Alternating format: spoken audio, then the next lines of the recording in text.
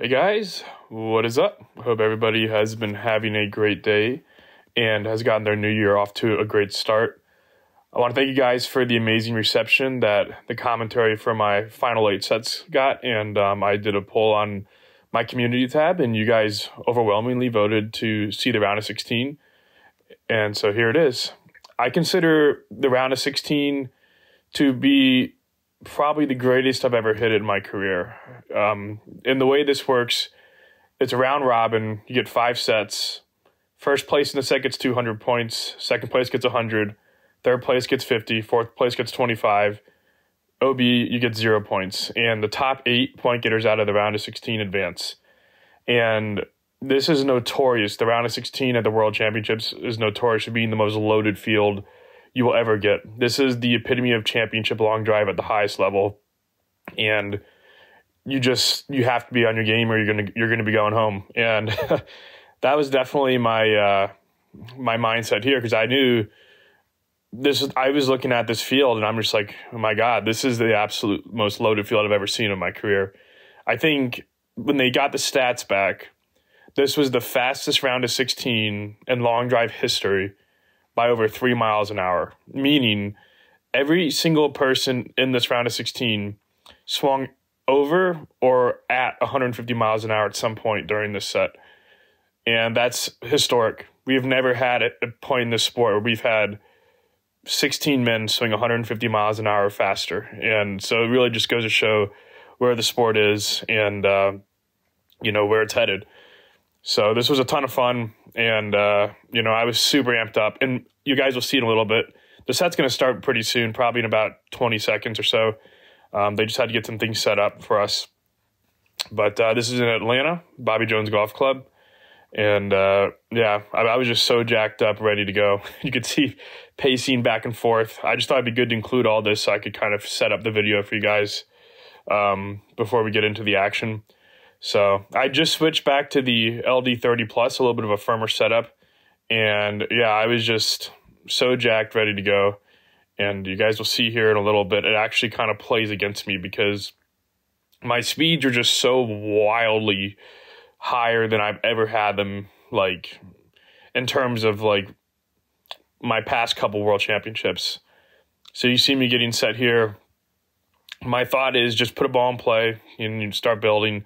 And I mean, the speed I have is just ridiculous. I mean, right out the gate, 227.3, 156.2. You can see I'm face turned over.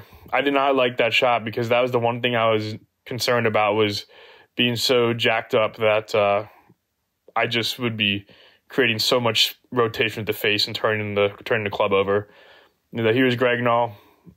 Definitely been one of the best hitters the past couple of years. So every single guy in this group was absolutely, it was just so loaded. And I do apologize. Sometimes the flight scope numbers don't capture.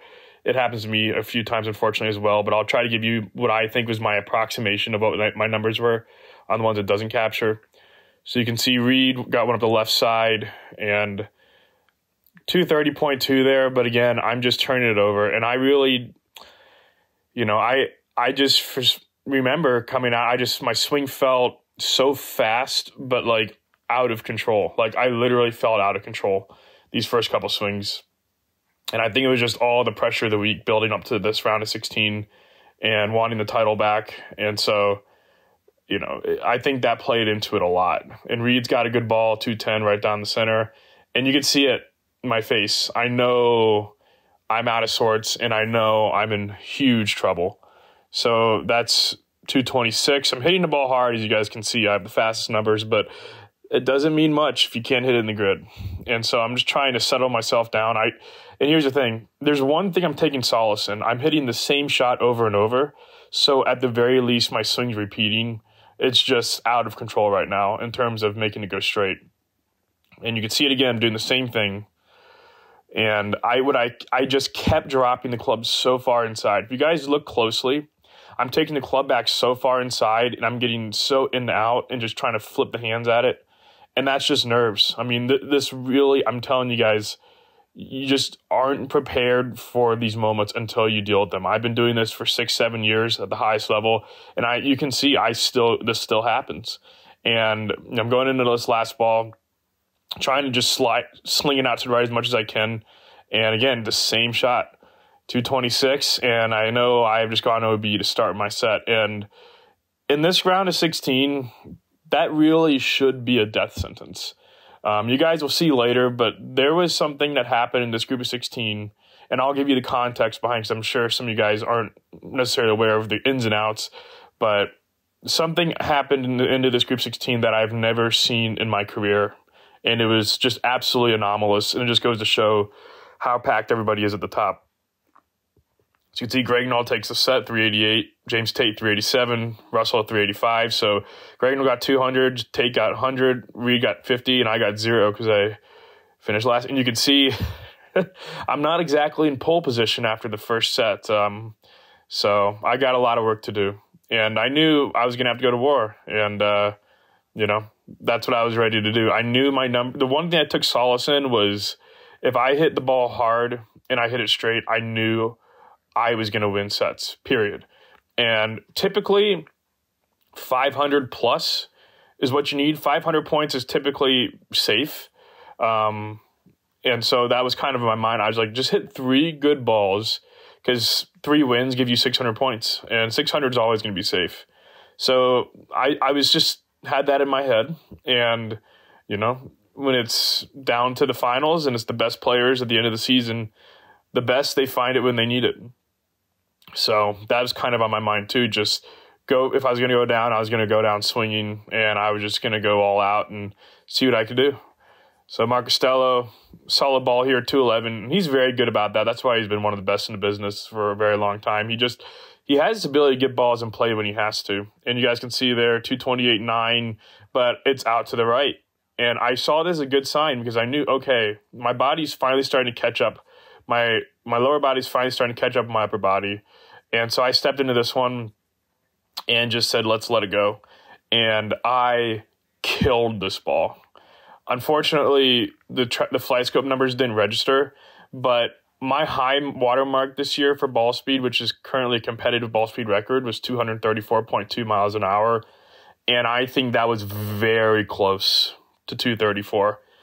You guys will see the number. It pops up in a little bit. I fist pumped because I got the call back from my ball caller, 438.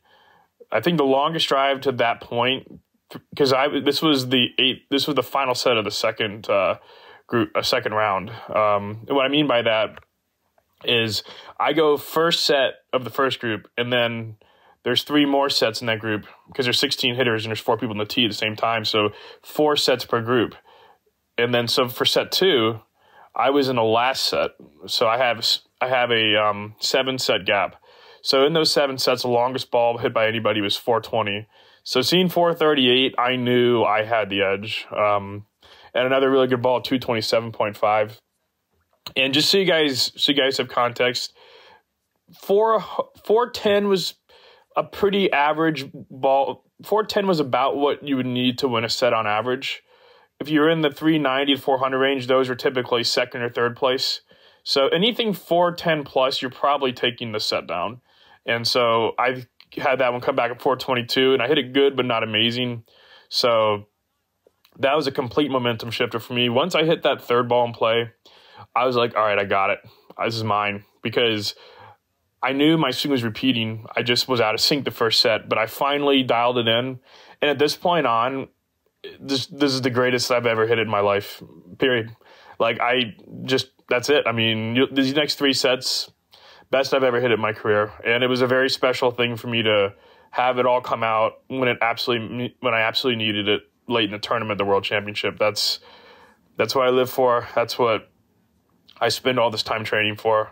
And so I'm excited to share this with you guys. These last 3 sets are some of the best I've ever hit it. So you can see after 2 sets, I know the last group hasn't popped up yet. Here we go. I am currently in 7th place, and keep in mind they take the top 8, so I'm in position. So I got to keep building. It was really good to see that even with an OB set, through 2 sets, I was on the inside, in the top 8, and that's where you want to stay. So now I have another really tough set. Owen Meads, Jack Smith, and I'm not sure the 4th one is. They'll pop it up soon. Yeah, Bryce for playing. I mean, 3 really.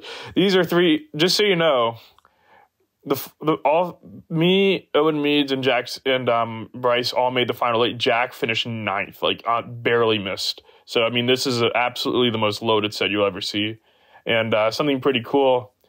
I think I was the elder statesman in this group, so it's pretty cool to see fresh blood coming into the sport. So 229.5 outside, but I do like the fact that I'm finally starting to have a miss right instead of that sweepy hook, which means that I'm as I said, my body's starting to catch up to the speeds I have, and I think that was just part of it. I don't think I was ready for the speed and adrenaline I was going to feel in this moment. So having a couple of sets to get warm really helped. So a bit of a miss hit here. I remember hitting it toey, but still 219 ball speed, and I thought with my speed, that would at least give me another maybe 50 to 100 points, so second or third place. I didn't think that would win the set. I was expecting something in the 395 range. Was slightly disappointed to get a call back at 388, but that number's been a third or second place ball pretty consistently. So 229.4 out to the right. I mean, those are huge balls, so I'm just trying to shut the face a little bit. And you can just see everybody's just pumping it at 218 to 220. I mean, it's just pretty crazy. I think Bryce ties me here on his 4th ball. They're going to call it back soon. So we're pretty much all jumbled up right now. And so I have 2 balls left. I'm at 200 points. I know I really need another win to stay on that pace that I want to be on. And snap hook this one. And so Jack has a 94 was good, but you're definitely feeling fortunate if you walk away with a win with a 94.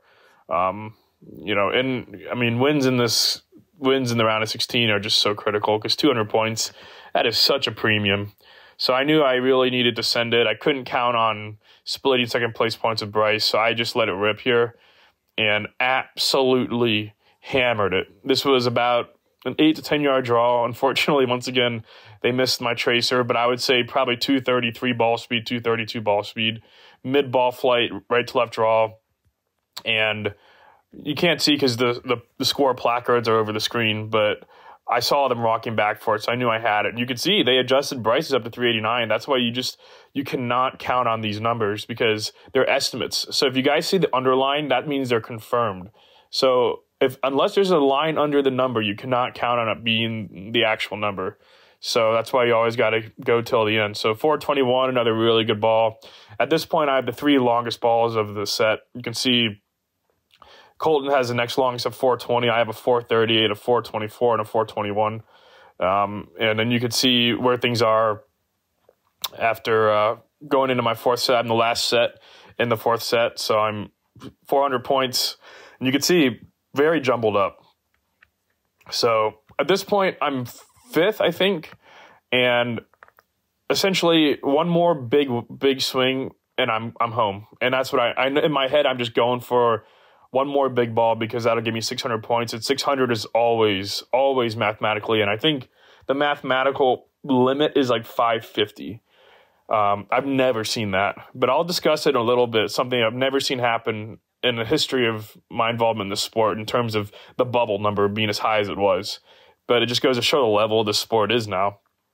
So Sam Judah, I think he's still got a chance. He's got like 250 points, so he needs a win.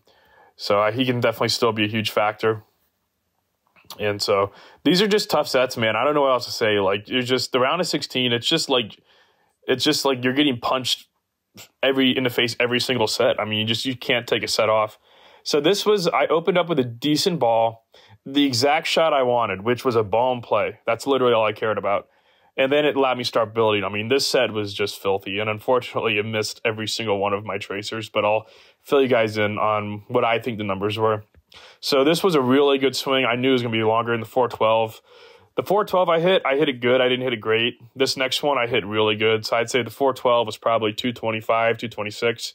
And then there you go, 428. So I'd imagine that was right around 231 or so up the right side.